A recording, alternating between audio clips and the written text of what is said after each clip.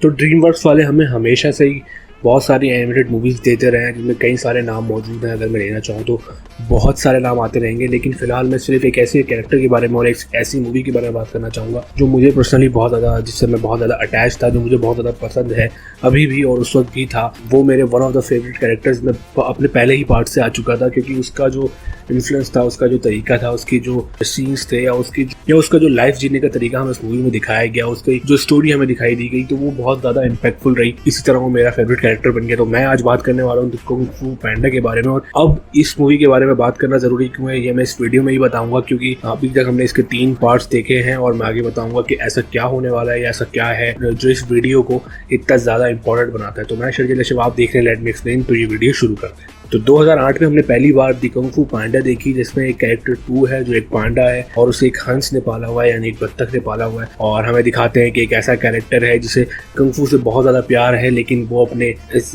Body shape की वजह से कभी भी उस चीज़ तक पहुंच नहीं पाया, वो कभी कुंग फू सीख नहीं पाया। लेकिन हमें दिखाया गया कि पहले पार्ट में हमें बताया गया या दिखाया गया कैसे भी आप क्यों ना हो, लेकिन अगर आप किसी चीज़ को पाना चाहते हो या आप किसी चीज़ को सच्चे दिल से अचीव करना चाहते हो तो वो आप तक आएगी, चाहे आप जैसे भी हो। इट डजंट मैटर कि आप कैसे हो, क्या कर रहे हो, क्यों कर रहे हो, बट अगर आपने किसी चीज़ को सच्चे दिल से चाहा है तो वो आपको लाजमी मिलेगी। और यही हमारे कैरेक्टर पो के बारे में था। हालांकि वो आउट शेप था या वो जैसा भी था, लेकिन जब उसे पहली बार मास्टर उगवे ने सिलेक्ट किया और बोला कि यही मेरा वारिस है, यही वो ड्रैगन योद्धा है जो आगे मेरी लेगेसी को कंटिन्यू करेगा, तो काफी लोग परेशान थे। इसमें जो कैरेक्टर मास्टर शिफू है वो खुद भी परेशान थे कि ये कैसे हो सकता है, इस बंदे को तो कुंग फू का ये भी नहीं पता, लेकिन ये फिर भी इसे सिलेक्ट कैसे कर सकते हैं। लेकिन ये एक कॉल थी, एक नेचर कॉल, यानी नेचर ये चाहता था कि इसे ही वो बनाया जाए। और हमने इस पार्ट में इसकी कहानी को अलग अलग तरीकों से ग्रो करते हुए देखा। हमें दिखाई दिया गया कि कैसे आप किसी को भी तराश सकते हो। ये एक टीचर के लिए भी एक सबक था कि हर बच्चा हर चीज में बेहतर नहीं होता। कभी कभी आपको देखना पड़ता है कि वो किस चीज में बेहतर है और उसे किस वे में ज्यादा तराशा जा सकता है और वो किस वे में निखर के बाहर आ सकता है। और यही एक बेस्ट एग्जाम्पल इस मूवी में हमें दिखाई दी, जहाँ मास्टर शिफू ने पहली बार ये समझा कि पांडा को वैसे नहीं सिखाया जा सकता, यानी पो को वैसे नहीं सिखाया जा सकता जैसे उसने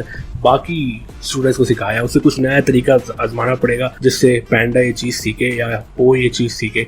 और हमने देखा कि कैसे मास्टर शिफू ने अपनी टीचर वाली जो जर्नी थी उसमें भी एक नई चीज सीखी और एक नए तरीके से एक नया वॉरियर खड़ा किया। तो जहां पार्ट 1 की जर्नी सिर्फ इस चीज पे थी कि कैसे पो जो है वो ड्रैगन वॉरियर बना, वहां पार्ट 2 की जर्नी बहुत ज्यादा डिफरेंट टेक लेते हुए हमें बताना चाहती थी कि पो का पास्ट क्या है, पो दरअसल यहाँ कैसे पहुंचा। और इसी चीज पर पो जो है वो बहुत ज्यादा परेशान था। इसी चक्कर में वो चीज अचीव नहीं कर पा रहा था जिस चीज के लिए उसे लॉर्ड शेन को, जिस चीज से वो हरा सकता था। यही चीज या यही रीजन बनता है जब वो पहली बार लॉर्ड शेन से हारता है और पहली बार कुंग फू को एक बड़ा नुकसान पहुंचता है। लेकिन फिर भी कहीं ना कहीं ये उसकी जर्नी का पार्ट था और इसी चीज ने उसे बूस्ट दिया और उसे समझाया कि कैसे ये चीज मैटर नहीं करती कि तुम्हारा पास्ट कैसा रहा या कैसा था। मैटर करती है जो चीज वो ये है कि तुम आगे क्या करना चाहते हो, तुम आगे क्या बनना चाहते हो। और फिर वो लॉर्ड शेन को हराता है। पार्ट 2 में भी जर्नी बहुत ज्यादा ऐसी थी कि जिसको देख के आपको पर्सनली बहुत खुशी होगी। और मैंने जब ये पार्ट देखा था उस टाइम नहीं जिस टाइम रिलीज हुआ था, लेकिन उसके काफी टाइम बाद जब मैंने देखा तो मुझे इस कैरेक्टर के साथ एक ऐसी अटैचमेंट थी कि जहाँ उसके जो इमोशनल सीन्स थे मैं उस पर खुद को फील करता था। मुझे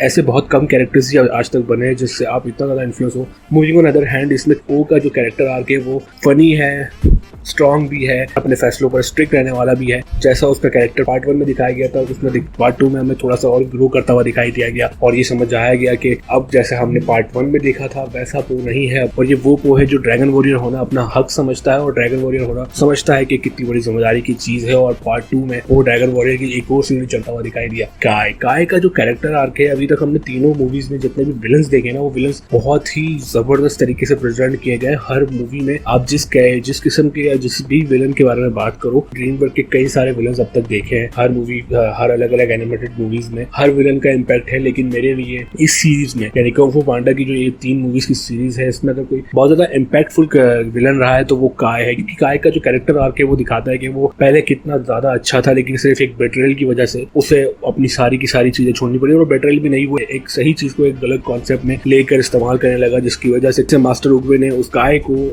रूह की दुनिया में भेज दिया ताकि वो सब चीजें गलत ना करे जो सही चीज के लिए इस्तेमाल की जा सके। बट वो 5000 साल बाद या 500 साल बाद वापस आता है और ये चीज आती है पो के गले में। तो पार्ट 3 में पहली बार हमें दिखाया जाता है कि अब ये ऐसी जर्नी है जहाँ पो जो है वो अपने असली फैमिली से मिलेगा, अपने बाप से मिलेगा, अपने लोगों से मिलेगा और समझेगा कि एक पैंडा होना कैसा होता है। यानी इससे पहले उसे पैंडा होना सिर्फ फील होता था कि एक पैंडा कैसा फील करता है, लेकिन उसे बात पता नहीं था कि एक पैंडा का लाइफस्टाइल क्या है। और ये चीज वाकई बहुत फनी है क्योंकि मुझे पर्सनली उसके बहुत सारे फनी सीन्स पसंद है, जिनमें से एक वाला फनी सीन है जिसमें जब उसके हाथ में पार्ट 2 में आग लग जाती है तो वो अपने ही मुंह में हाथ दे के उस आग को बुझाता है, जबकि वो समंदर के बीच में खड़ा हुआ है, बट फिर भी वो ऐसी हरकत करता है। तो ये कुछ फनी और क्यूट मोमेंट्स हैं जो पो के बारे में मुझे बहुत पसंद है। ये वो मूवी है जहाँ पे हमें समझ में आता है कि अब जो पैंडा यानी हमारे कुंग फू पैंडा का जो कैरेक्टर आर्क है वो कंप्लीट हो चुका है। वो एक प्रॉपर मास्टर बन चुका है और वो जानता है कि अब प्रॉपर ड्रैगन वॉरियर होना कैसा होता है। तो अगर मैं तीनों पार्ट्स को एक सम अप करके बताऊं तो पहले पार्ट में हमें दिखाया गया कि कैसे एक शख्स कुछ ना होते हुए बहुत कुछ हो सकता है। हमने पो के कैरेक्टर को उसमें डेवलप होते हुए देखा। फिर हमने एक और मूवी में फिर हमने अगले पार्ट में ये देखा कि पो को ये समझना है कि उसके पास से असर नहीं पड़ता, बस सच है कि उसके पास से असर नहीं पड़ता। फर्क सिर्फ इस चीज से पड़ता है कि वो इस वक्त क्या है और कौन है। पो के कैरेक्टर ने पहले पार्ट में खुद को डिस्कवर किया, दूसरे पार्ट में समझा कि वो दरअसल कौन है, और तीसरे पार्ट में उसे इस चीज के बारे में समझाया गया या इसकी मीनिंग दी गई कि ड्रैगन वॉरियर होना कैसा है। अब तक जो 2 पार्ट हमने देखे थे उसमें ये तो था कि पो एक ड्रैगन वॉरियर है और पो एक पैंडा भी है या पो अपने बाप का बेटा भी है, लेकिन तब तक उसे ये बात से समझ में नहीं आई थी कि वो एक ड्रैगन वॉरियर क्यों है या ड्रैगन वॉरियर होना कैसा होता है। और पार्ट 3 में उसे इस बारे में प्रॉपर नॉलेज मास्टर रूबी ने भी दी और ये चीज उसे खुद भी समझ में आई कि वो एक ड्रैगन योद्धा क्यों है। और इस तरह ये पार्ट जो तीनों पार्ट्स है ये ब्लॉकबस्टर है। ये तीनों के तीनों पार्ट्स बहुत ज्यादा अटैच रहे अपनी फनी मोमेंट्स की वजह से, अपनी फाइटिंग सीन्स की वजह से, अपने विलन्स की वजह से, क्योंकि हर विलन ने एक अलग किस्म की स्टोरी लेके हर पार्ट में अपना प्रॉपर रोल दिया है। हर विलन की एक अलग वाइब है, एक अलग किस्म का भरम है हर विलन का हर पार्ट के अंदर। और हमें ये लगा था कि कुंग फू पांडा 3 में जो है पो की स्टोरी कंप्लीट हो चुकी है और अब ड्रैगन वॉरियर को लेके कुछ नहीं आएगा। हालांकि कुछ से 1 से 2 सीरीज बैक पे चलती रही जो पर्सनली मैंने अभी तक नहीं देखी, क्योंकि मुझे वो वैसे पसंद नहीं आई जैसे मूवीज में मैंने इस कैरेक्टर को देखा है। तो मैंने उन सीरीज को स्किप किया और बस मूवीज तक ही रहा और ये समझ के बैठ गया कि अब पो की जो जर्नी है वो कंप्लीट हो चुकी है और शायद हमें पो दोबारा देखने को नहीं मिलेगा। लेकिन पिछले दिनों ड्रीम्सवर्क्स ने इस बात को प्रॉपर तरीके से अनाउंस किया और बताया कि कुंग फू पांडा 4 जो है वो डेवलपमेंट में मौजूद है और उसे बहुत जल्द पूरी तरह से गैदर किया जाएगा, कहानी लिखी जाएगी और एक प्रॉपर एंडिंग के तौर पे हमें दिखाया जाएगा कि पो एक ड्रैगन वॉरियर के तौर पे अब क्या कर रहा है और कैसे कर रहा है और कहानी चल रही है आगे। और मैं पर्सनली इस चीज के लिए बहुत एक्साइटेड जब मुझे पता चला कि हमने एक बार और कुंग फू पांडा यानी पो को देखने को मिलेगा। लेकिन फिर मुझे कुछ रूमर्स सुनने को मिले जिन रूमर्स के मुताबिक सीन ये है कि पार्ट की स्टोरी जो है वो इस चीज पर बेस होगी कि अब जो है पो को अपना एक वारिस चाहिए, एक नेक्स्ट ड्रैगन वॉरियर चाहिए, जो मुझे काफी हद तक अजीब सा लगा, थोड़ा बुरा भी लगा। लेकिन अब ठीक है, एक कहानी और एक कैरेक्टर को पूरा करने के लिए जरूरी है कि कहानी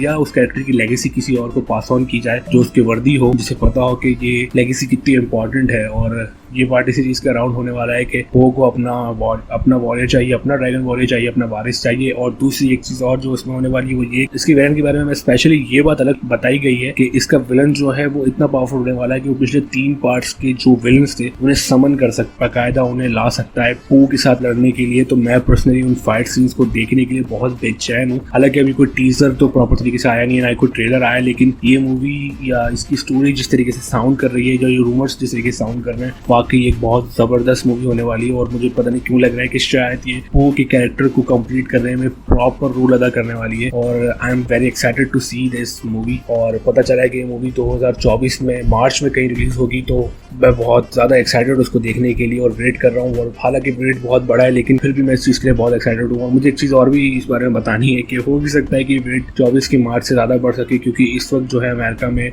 मूवी या सीरीज राइटर्स हैं वो एक स्ट्राइक पे बैठे हुए हैं। तो किसी भी किस्म की मूवी जो आने वाली थी उसकी स्क्रिप्ट जो है या उसकी स्टोरी जो है वो भी नहीं लिखी जा रही है, क्योंकि तमाम राइटर्स जो स्ट्राइक पे बैठे हैं। इसलिए इस वीडियो को यहीं पे एंड करते हैं। मैं चाहूंगा कि आप कमेंट कीजिए, सब्सक्राइब कीजिए मेरे चैनल को, कमेंट करके मुझे बताइए कि आपको ये मूवीज कैसी लगी थी। पो के अलावा आपका कौन सा फेवरेट कैरेक्टर है जो आपको इस मूवी में बहुत ज़्यादा अच्छा लगा था। तो इसी के साथ मैं कहता हूँ बाय।